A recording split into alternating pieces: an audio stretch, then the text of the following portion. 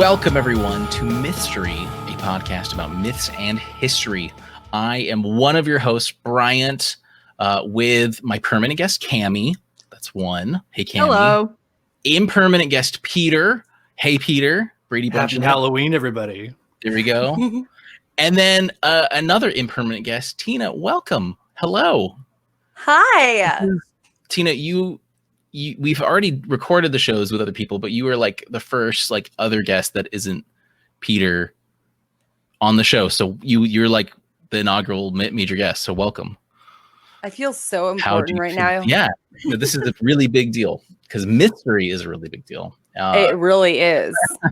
So everyone, we've got a superstar cast. We're Brady bunching it here with the tiles because it's Suburban Legends 2. We're really excited. Suburban Legends was really fun. So these were locally sourced stories with a spooky kind of flair to them for the most part that we did. We did this end of July, the first episode. Really great. Please go back and listen to it. It was a lot of fun, but this one's going to be fantastic too. And for it, we've got some extra features. We're going to play a clip from Debbie, our resident Irish host, or a guest, I should say. We've got Tina here to actually like physically tell us, or digitally tell us the story and so on. So if you're just joining us for Mythstorie, this is a crazy episode to jump into, but we typically will grab myths and legends, give you the story, and then talk about it. This one, like I said, it's a little different, but it's still a lot of fun. It's very relaxed, really goes well with a good Chardonnay, I think. So just let that. Yeah. Can I just say that Mythstorie has been one of my all-time favorite podcasts ever. Thank you. Love it so much, and there needs to be more people like you guys. Thank you. Well, we really enjoy your podcast as well. Can you tell us a little bit about it? Yes, please. Oh, sure. So we have the Psyche-Delic podcast, and only the smart people will get that. So the Psyche-Delic podcast. And so it's really about like delving into the human mind and getting philosophies and different angles from different people and showing the world that you can still be friends after. So we have a really good time. Like we somehow incorporate a lot of humor into talking about serious subjects for the most part. So when it comes to real, like, psychological illnesses and stuff, we get more serious, but most of them it's a fun time. Cammie's been on a couple of them. Yes. And it's super fun to be on them too. You guys always have a really good panel. I really enjoy it. Thank you so much. I love you guys. I seriously, Mythstorie is the number one in my book. I'm not even kidding. Mythstorie, and then That's Strange. And really, That's Strange is really good too. And then ours comes third. So on that list, it goes Mythstorie, That's Strange, our own podcast, the Psyche-Delic podcast. It's really good. We all don't go for like the same subject. Let's just say that, right? Yeah. But there's still like such amazing angles. You guys are just awesome. Thank you. Yeah, I really appreciate that. Thank you, Tina. Please check out the Psyche-Delic podcast. We're definitely, to find them easy, I mean, of course, type in Psyche-Delic, but we're connected through with them on Facebook a lot. So if you find us on Facebook, you'll find them for sure. So we've got a nice packed episode here. We are going to begin with Tina. Tina, I know you've got a little story for us, so regale us. Have at it. Okay, I actually have two stories, but before I do that, and I'm going to try to be very quick here, but it's going to be almost impossible. The duende is a goblin or an elf or a dwarf or whatever you want to call it, okay? Just for, remember that, duende. So that's a Filipino thing, yes. And then we also have the white lady. So these are two huge things, yes, in our, in Filipino culture when it comes to this kind of stuff. And there's a lot. I have so many stories, but I'll give you two. Yeah. So I also, before I do, I've never encountered what this is, but we have something called the aswang. It's a humanoid, like a legendary humanoid. Yes. So it's like a cross between a vampire and a witch. And they can walk backwards and stuff. They usually turn into dogs at night. They like to steal children. They hunt and they walk with their feet backwards. And they also really enjoy unborn fetuses. So they're said to be a ghoul, though. Who can blame them? That's wild. Right? So before we get into all of that, I have a story with a white lady, a personal story, something that has happened to me that if I ever am on any paranormal podcast, I've probably talked about it.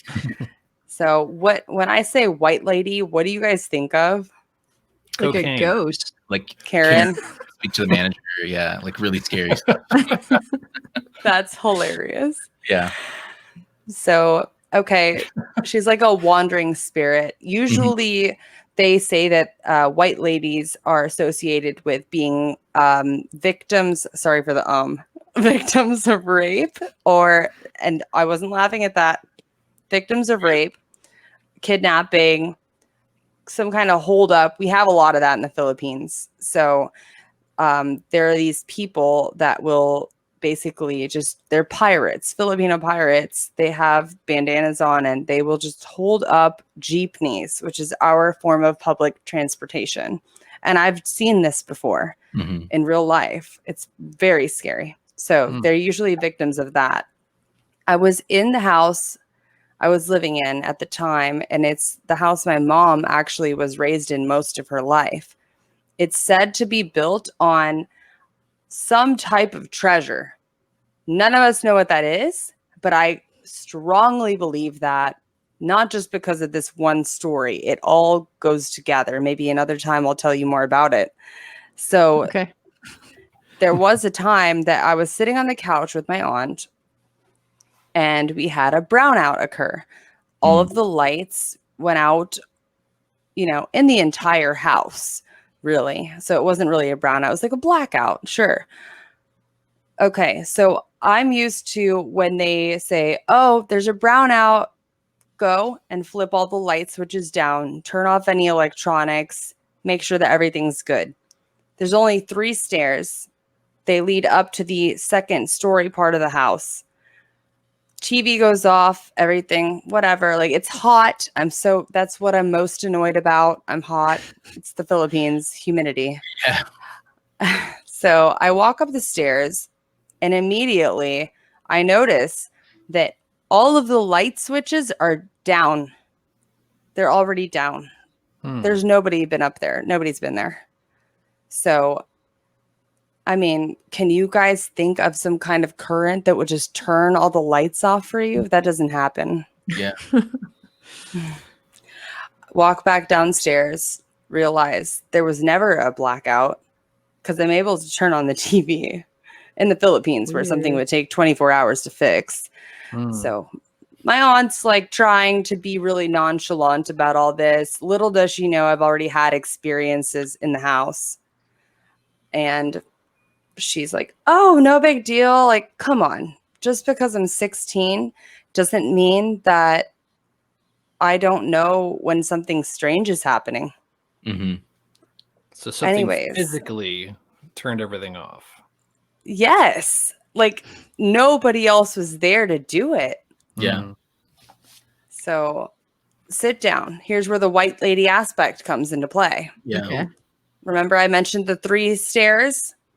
I see a white blur come out of the side room, the far right side of the house, zoom out of the room, and it's a female form, I would say. No face, no nothing. There's no face there. Just a white blur, but it's very apparent that there's this energy about this blur that is like feminine energy. It was a female for sure. And I'd already had experienced things in that house that leads me to believe that that's true. So this white blur comes zooming out, rushes down those 3 stairs and out the back door to where there's a chicken coop. The door slammed. The door actually slammed shut. It was not wind. There's no wind in the Philippines, guys, unless there's a typhoon. Right. Yeah. So that doesn't happen. Oh, wow. So Yeah. So my aunt's like, everything's fine. No, it's not fine. There's something here, and it's very obvious, guys. Like, I'm not stupid. So I thought that was one of the craziest moments of my life that's spooky. I felt it. I felt the cold. And then for all of the light switches to be off and then the door to slam. It gets more. Okay. There's more. I said it gets more because I was going to say it get worse. Right. But it gets worse. So I hear water pumping, one of those big pumps that you actually, from the ground, you hand pump the water out. Mm-hmm. And I know that's there because I did laundry there. Mm-hmm. So I hear that, and it's a tough pump. I mean, this white lady's having a problem with the water pump. I was freaked out. I was really freaked out at this point. But later, obviously, curiosity didn't kill the Tina. But I opened the door, and I looked at the ground, and nobody was home, just me and my aunt and I. There's water all over the ground. This white lady really wanted to do something good for us, I guess. She was trying to pump water. Who knows? She's trying to save money on your power bill. She's like, turn off the lights, Tina. What are you doing? You sound like my mom right now, Cammie. Tina, turn off the lights. Yeah, that was a common occurrence in our house as I was growing up. But I can keep going. Yeah. Well, you mentioned that there might be treasure there as well. Yes. So the house was built during the war. My grandfather was killed by the Japanese, was hung upside down from a tree. This is fact. So like, hopefully I don't offend anybody with that. So that's how he was murdered. And my aunt was a hero in this. She would carry rice in giant bamboo sticks to the Filipino soldiers that were being held hostage because only the Filipino women were allowed to help the Japanese and were able to bring them whatever they wanted. And they had to do it or they'd get killed. Right. But my grandma was feeding the Filipino side the whole time because that's how you show your love. Mm-hmm. That's amazing. Yeah. Yeah, she's amazing. God bless her soul. So this brings me to when you said about the treasure. My mom was actually just talking to me about this the other day. There's a girl that she had her third eye open and everybody knew about it. And she felt a spirit with her in the room that I initially talked about.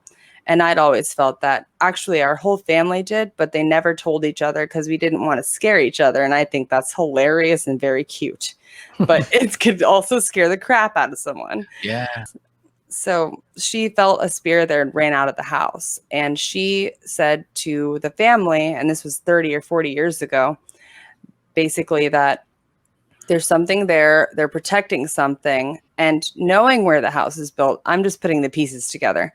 Knowing that the house is built from that time and with all that energy and with these potential spirits that could probably be there, because especially since I've witnessed it, that they're protecting something and they want the people of the house to protect it too. Yeah. So I have a lot more, but they come in the form of dreams. I'd talk for 2 hours. So. Is the house still in the family? Yeah, they're still living in it. That's great. We should check. We should do a remote from there. Yeah. So the white ladies, are they? So they're not really like malevolent necessarily. They typically are. Okay. It reminds me of the banshees, the Irish banshees. It's something similar. Yeah. It's like they're usually like tied to a place. Something bad happened to them when they, when they were around still, and it's almost like familial, and it's like a blood curdling cry isn't great, but it's also not like super offensive. Like they're not always known for like just straight up being evil, but they're not positive for sure. That's what I'm getting with the white lady, where it's not necessarily like out to get you, but it's like it's not really helping either. Yeah, you feel their presence. And typically their favorite types of spots are roads, the back seats of cars, and houses. So I don't think this one was malevolent. I believe that in everything there can be good and evil sides to all of it. So I don't think she meant any harm or even to scare me, really. It just happened to happen. That's wild. You can't. Thank you. I mean, you can't. I can't even really put into words what that was like. Yeah.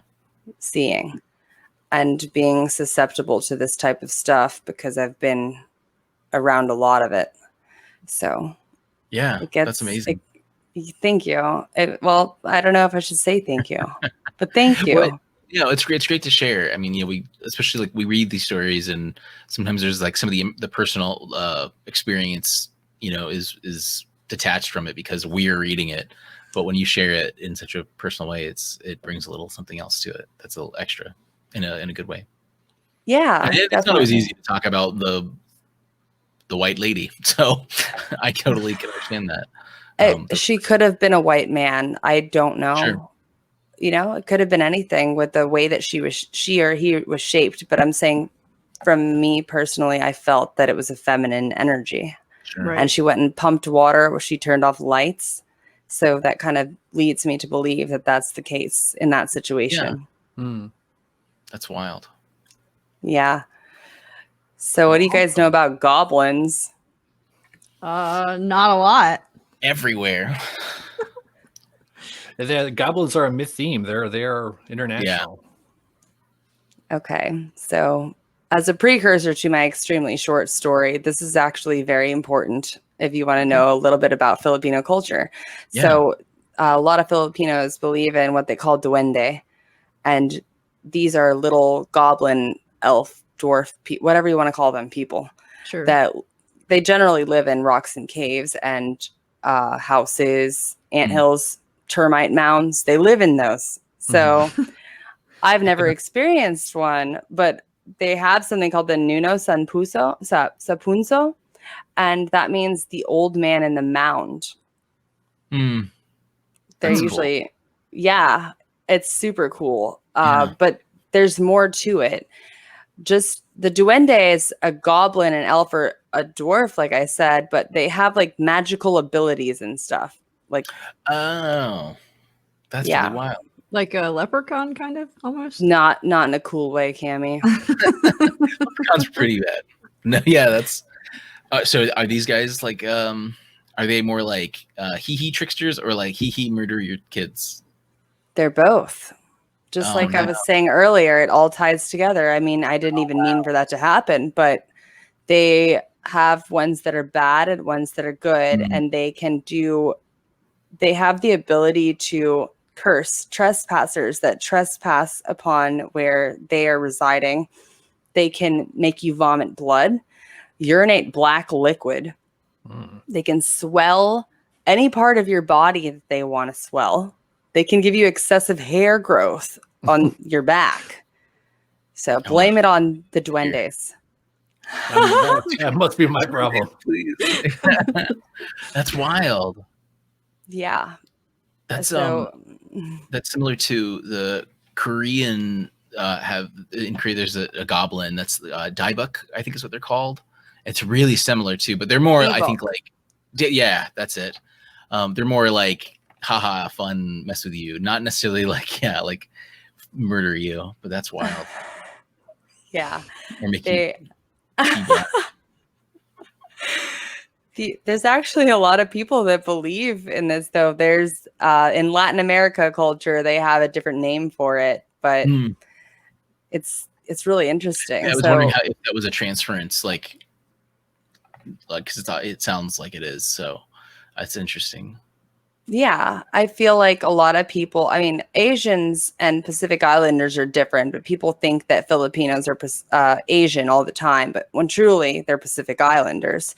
So I think it really depends, and it really depends on where you're located. For example, since I know that Latin America is one of the countries that believes in this type of character, and it's very deep into their culture. I mean, these are things that we all know about. We grow up. These are our horror stories and our boogeymen in the Philippines. Yeah. Or one of the many. So, where was I? Okay, so Nuno Sapunso is, like I said, like old man in the mound. And he's a nature type spirit.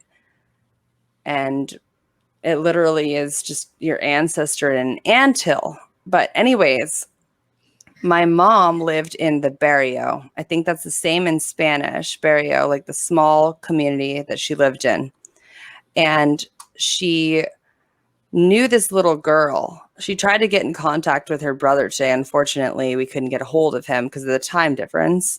But this little girl she went missing for 4 to 5 days. She was like 3.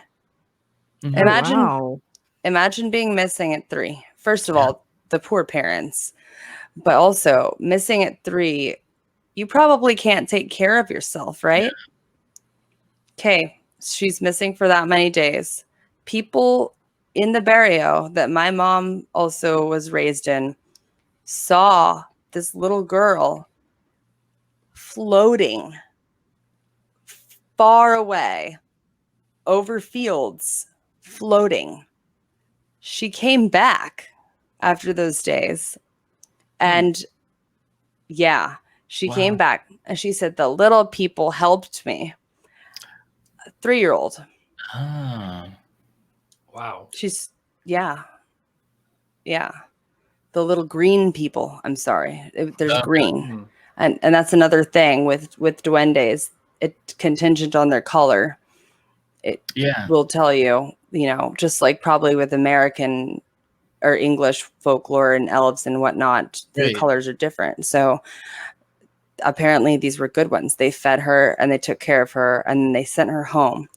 And you're not supposed to be out after certain times in this type of folklore, which is actually a reality, apparently. So that's why they tell their kids to stay in at certain times in the Philippines. It's interesting. A lot of our mythology and our whole plethora of folklore story type things in the Philippines, we tie our morals and the way that we live into these folklores very deeply. Much like how we spent a lot of time with Irish culture, especially recently, and it's extremely similar too. And you have that interesting thing of like there's a deep rooted history for hundreds of years before the Christianization period too, and that Christianization period just like enhances it. It doesn't expel it. It evolves it and combines with it in unique ways. So that's really wild. I didn't know I was getting a culture lesson today. I'm so happy. Yeah. Yay. Awesome. Thank you for telling us your story. Could be a whole episode on just Filipino. Of course. Yeah. There's so much more. I have so much more. Maybe another time. Yeah, absolutely. Well, Tina, thank you so much really for sharing those stories with us. That's really excellent. I know you have to go soon, so we won't hold you up for too much longer. But is there anything else you wanted to add in? Oh, yeah. Just so that you guys have to have me on your show again at a later date. I have a lot to say about how Catholicism is probably related to this and the other dealings that I had with different entities in that same house than the one I told you about. Yeah. Okay. Awesome. Excellent. Sold. Yay! I won something. Yeah. Can I mute myself and remove the stream, but be listening while I get ready? Yeah, absolutely. Of course. Please. I don't know. Let me see if I'll just mute it and then. Yeah, no, you're fine. Thank you, Tina. Thank you so much. Cool. I know I muted myself. Okay. No, thanks so much. We'll see you. Good luck tonight. All right. Wow, what a way to start the show. That's really wild. That was crazy. Force. Okay. Well, let's move right along. So we have something else from a friend not a podcaster, but a friend of ours who has a story to share with us. Cami, why don't you set this up just a little bit? Sure. So our friend Debbie, who lives in Dublin, she is going to tell us the story of the Hellfire Club. And this club was kind of famous for being like a Masonic club. And it's right near, she says it's about, I don't, how do they do distance there? I'm an American.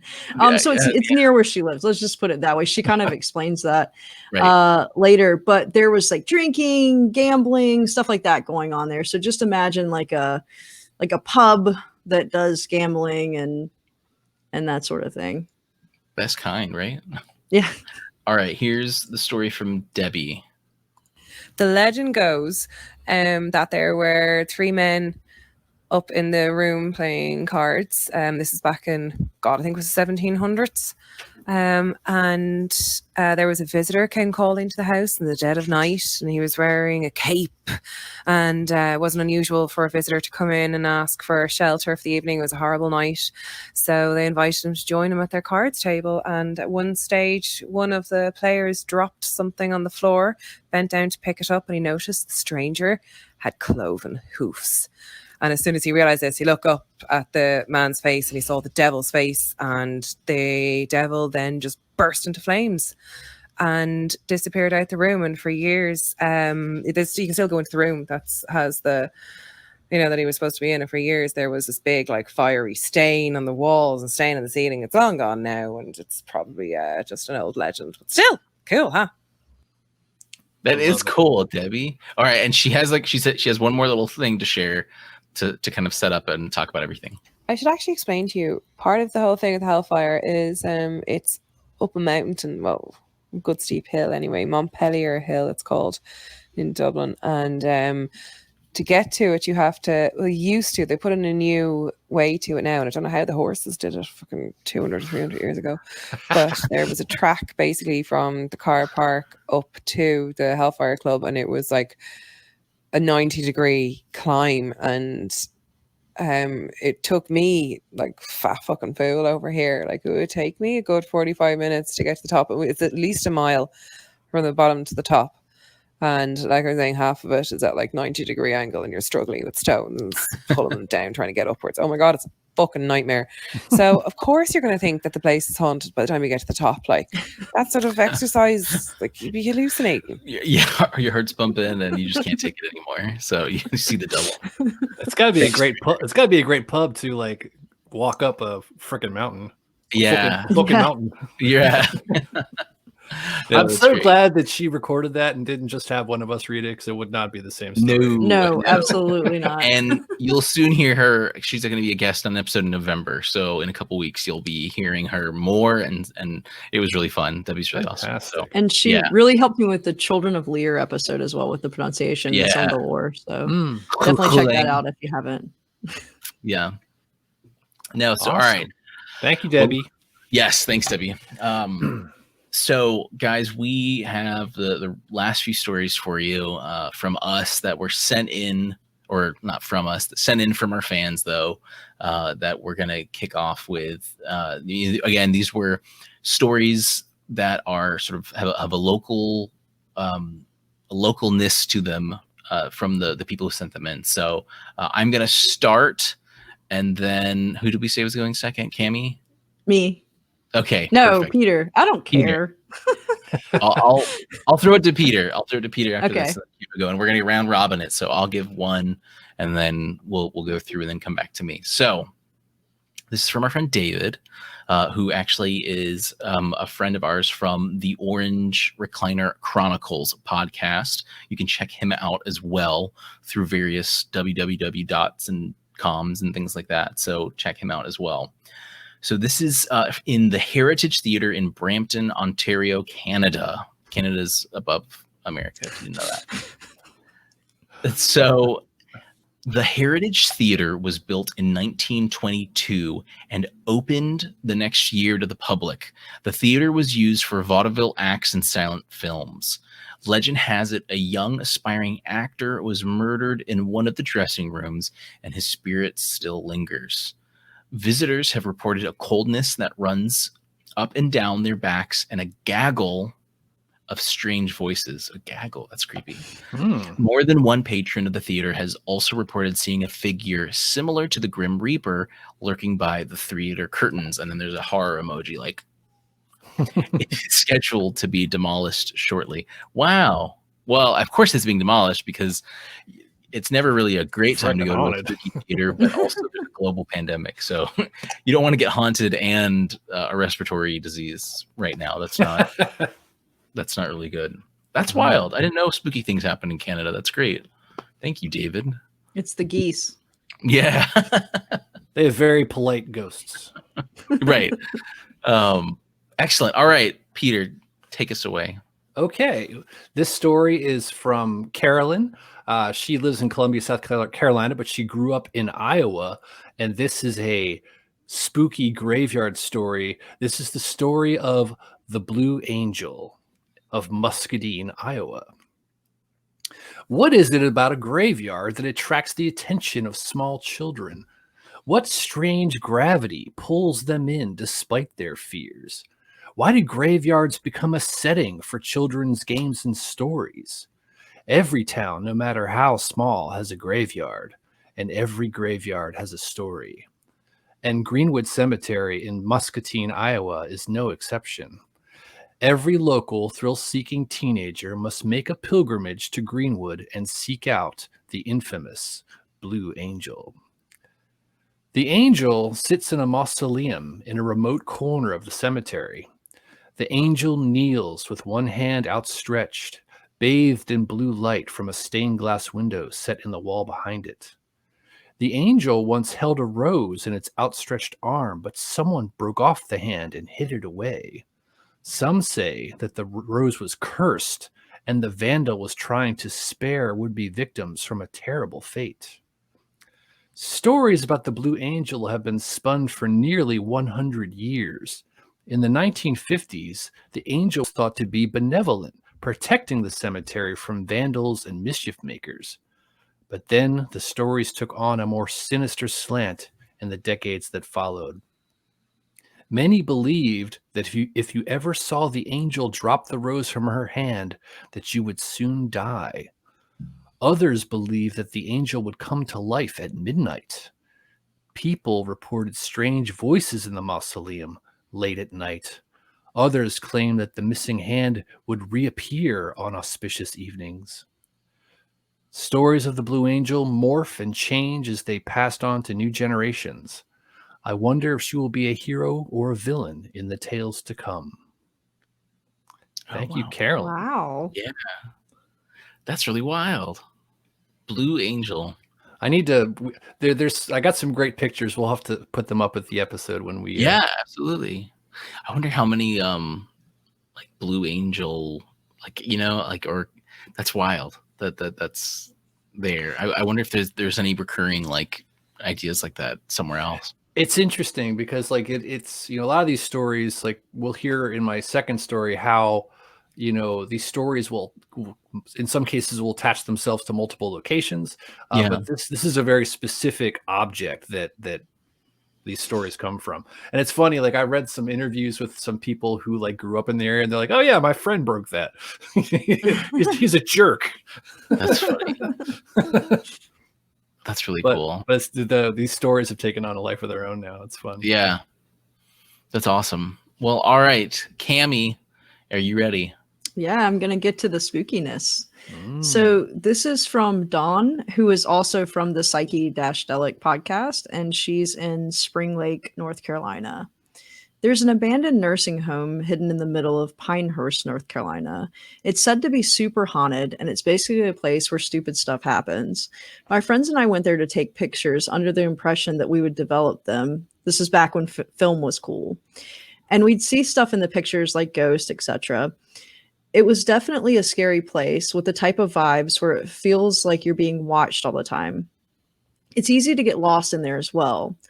That night, I had the most terrifying nightmare. I still feel it in my bones. It was as if I had never left and was still there, but night had fallen and we were being chased by something we couldn't see, a spirit or a demon. I just remember running for my life and getting lost repeatedly and us splitting up and then finding each other and then splitting up again. To this day, that was about 15 years ago, I have still not developed the film. Oh, get on it, man. Come on. I know. That's crazy. Wow. Or send it to us. We'll develop it. Right. Yeah, we'll develop it. It'd be like Al Capone's vault. Yeah. That's creepy. So she still has it though, you think? I mean, it sounds like, yeah, she still has it. I don't remember if I like pressed her on that. I remember I asked her like a couple of questions, but I can't remember if I asked her specifically. That's really interesting. Yeah, I'd like to hear more if she still just wants to keep it under lock. That's really wild. And we're people may not know we're in South Carolina too. That's pretty close by, so I can imagine it pretty well. Like, yeah, that experience. We've got some creepy stuff here. So excellent. Well, I've got a nice one here. So this next story is from Denny from Hauntingly Yours, who's from Rochester Point, Virginia. Gloucester Point. Gloucester. Gloucester? Are you sure it's not Gloucester? Gloucester. It might be Gloucester. Yeah. Why don't you restart again and just edit this whole thing?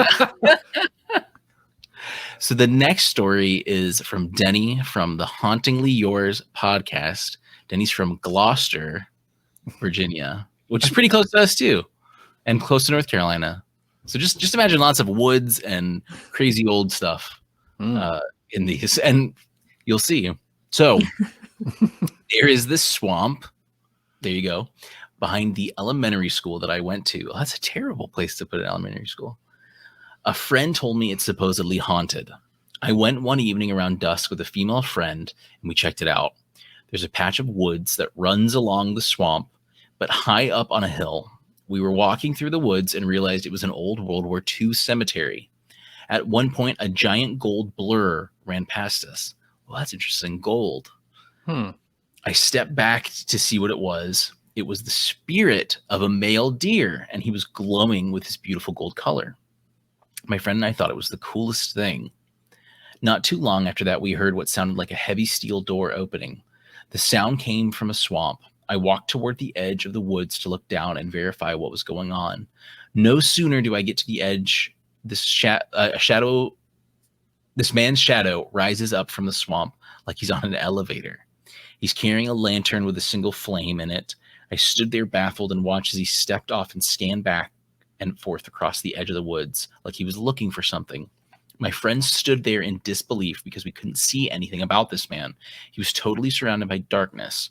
I called out to him. I repeatedly asked, "Who are you?" I guess he must have had enough because he turned around and went back to this exact spot he stepped into the woods. Without a word, he stepped onto his imaginary elevator. Again, we heard the sound of a heavy steel door opening in the swamp. He started disappearing, lowering back down into the darkness. We took off running out of the woods and down the swamp in a matter of seconds. The swamp man was gone.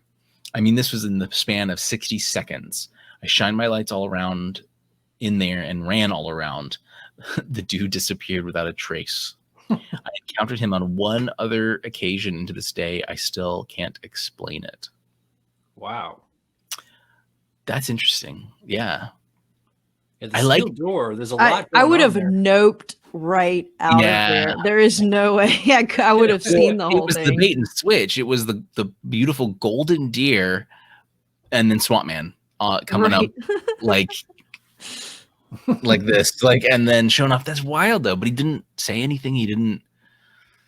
I'm thinking it's just some crazy dude who's like ready for the apocalypse, and he was just open his vault door that he hid in the woods, and he's like, "Who's out there?" And then but he hasn't bathed in forever. No, that's really wild. Did you guys see that gold deer run by? Yeah, that's insane. Yeah, he's like looking for it. Right.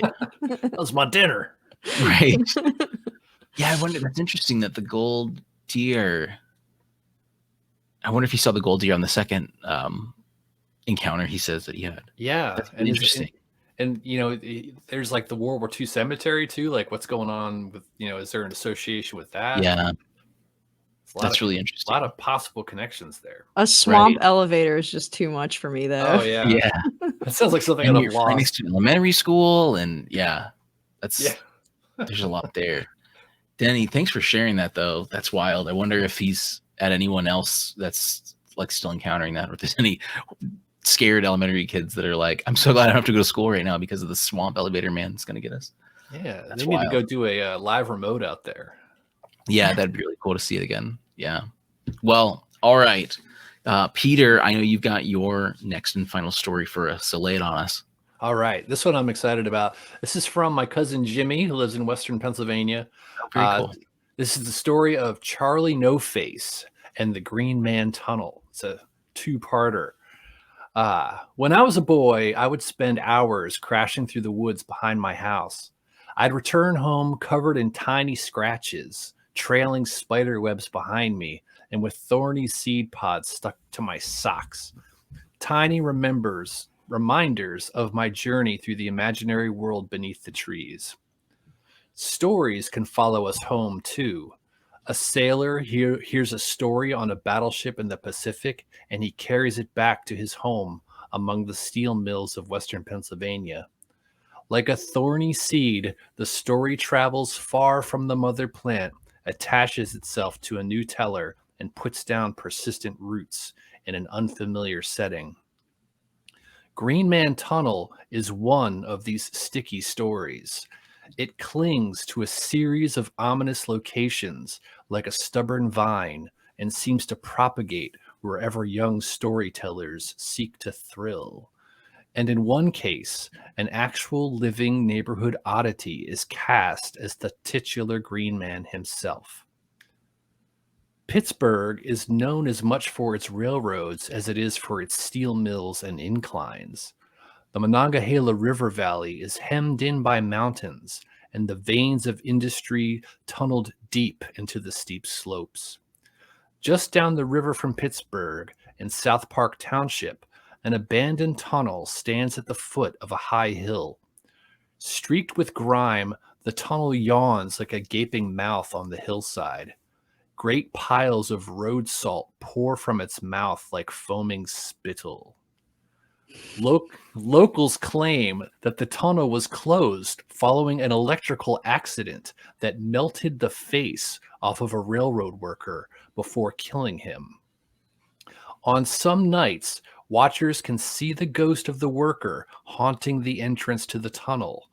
The spectral form is said to be bathed in an eerie electric green glow. Curiosity seekers from all over the country still make pilgrimages to the tunnel to catch a glimpse of the Green Man. Now, that on its own would be a pretty cool story. Yeah. But there's more. Okay. Little do they know that the Green Man actually survived the accident and walked the streets of Beaver County until his death of natural causes in 1985. Raymond Robinson was born October 29th, 1910. When he was a boy, Robinson climbed an electrical pole on the Morado Bridge to examine a bird's nest. Robinson fell onto a high-voltage electrical line used to power a trolley. The accident should have killed the boy, but against all odds, he survived. Wow. But the incident left him horribly disfigured. Robinson lost both of his eyes, his nose, and his right arm to electrical burns. The scar tissue on his face gave Robinson a pale green pallor. Robinson was well liked by his neighbors. Not wanting to cause a spectacle everywhere he went, Robinson took to taking long walks late at night. Curiosity seekers would drive up and down the streets of Beaver County, hoping to catch a glimpse of the Green Man. Robinson would occasionally pose for pictures in exchange for beer and cigarettes. I have some of these pictures, and they're amazing. Some teenagers started calling him Charlie No Face, and the name stuck. The legend was passed from generation to generation. Many tellers of the Green Man story don't even realize it's based on an actual person. Charlie No Face stories are still popular throughout Western Pennsylvania, and there is not one Green Man tunnel, but several. It seems like wherever thrill seekers find a spooky tunnel, the Green Man legend becomes attached to that landmark, like a troll beneath a bridge or a fairy in a wishing well. Wow. Wow. That is really sad. Yeah. It's amazing. It's amazing. Yeah, it truly Yeah. is. I meant the accident. Like I just Yeah. Mm-hmm. That's crazy. Well, funny enough, I think this episode's gonna go up when it's his birthday. So Yeah. Happy birthday. Happy birthday, Raymond. That's wild. It's wild. Like I grew up, I also grew up in Pennsylvania, near a lot of trains. And actually growing up, I knew a boy who fell off a bridge and fell onto the wires, and he survived, but he got really messed up. Right. That's wild. Oh wow. I can't imagine. Yeah. That's really interesting too. Like everything gets kind of like every landmark gets named after that. Mm-hmm. Like Green Man, like everyone's like, oh, throw it on there, throw the name on there. It's like the Jack we talked about. Just everything's Jack, yeah. Jack that. Yeah. Like that's really interesting. And then My it's still what's going on. My martial arts trainer grew up in the same area, and he said he used to take kids on camping trips, and they would camp near the tunnel, and you would take them down there to scare the crap out of them. That's a good mentor. Yeah, good guy. Yeah, that's really nice. I like that. Wow, excellent. All right, well, I think we're at our final story, Cammie. Right? You are. Yes. Yeah. Well, let's do it. Okay. This is this is from Dan with the Oops Caught Me Smoking podcast. And he's from Detroit, Michigan. So the first time I had an encounter, I guess, if you want to call it that, was in a little house just outside the city limits of Detroit, Michigan. We moved there because my grandpa had to move for work. So we settled in this little house.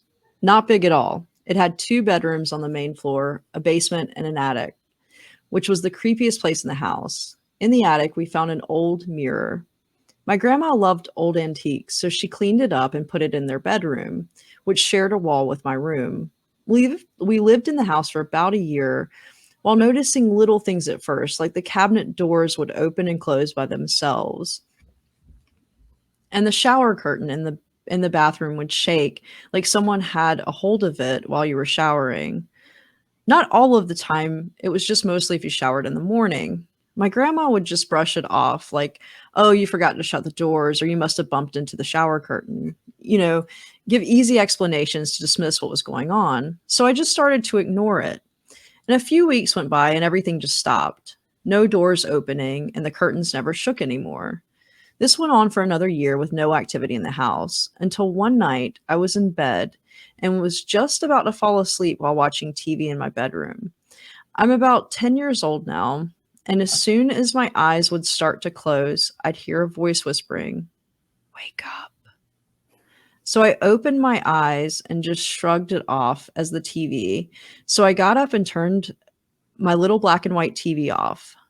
This was back in 1991 or 2, so we actually had to get up and turn our TVs on and off. So I crawled back into bed, and then I started to drift off again. I heard the whisper, "Wake up." Now I know it's not the TV. So I started yelling for my grandpa. "Grandpa, Grandpa, someone is in my room." Then my grandpa runs to my room and sees that no one is in there with me. I told him something keeps telling me to wake up. He tells me I'm probably just hearing him and grandma talking in the next room. But the look he had on his face told me he knew that wasn't the case. So he told me to go to sleep in their room until they went to bed. That's when the scariest thing that ever happened to me, happened. I fell asleep in my grandparents' bed, and beside their bed was the mirror from the attic, like a tall stand-up mirror. And I remember opening my eyes and seeing my reflection in the mirror, but in my reflection, my eyes weren't open. Then I remember looking around, and that's when I noticed that I was looking at myself through the mirror, like looking out of the mirror at myself sleeping. Then I jumped out of bed and ran out of the bedroom screaming and crying. I didn't sleep at all that night. In fact, about a week after that, my grandfather quit his job and we were out of that house. Needless to say, we didn't take the mirror with us. Damn. Yeah, that's like some Bloody Mary type of stuff there, where you're just trapped in the mirror forever. Yeah. You need to burn that house down. Wild. And Gramps was on board for like the nope, and like yeah, he's like, no, I don't want this to ever happen to me. Right? Yeah. It was like Tina's aunt, like, you know, like, but like it was like, nah, don't worry about it. It's all good. I mean, yeah, all this crap's happening, but no, it's okay. But he's like, look, go to bed. Just go to bed. Go to bed. Just go to bed, please. we're leaving in a week. Go to bed now. Yeah. Wow, that's really wild. Where was this again? In Detroit, Michigan. Oh, that's wild. Really great story. Thanks. Like that. Yeah. Wow. This has been some really cool stuff today. Well, I think that does it, guys. We've taken up a lot of time here, but this was a really good set of stories. We're really thankful that Tina was able to jump on. Debbie, thanks for sharing, and everyone, thanks for giving us your stories. Suburban Legends, this is number 2. So if you want more, check out our last episode. I think it was 49 or something like that. I'll put it up in the episode notes so you can scroll down. And then if you want to listen to some more Suburban Legends stuff, you can listen to the first episode. Go on, Cammie. I was going to say, yeah, if you have any stories, they don't have to be spooky.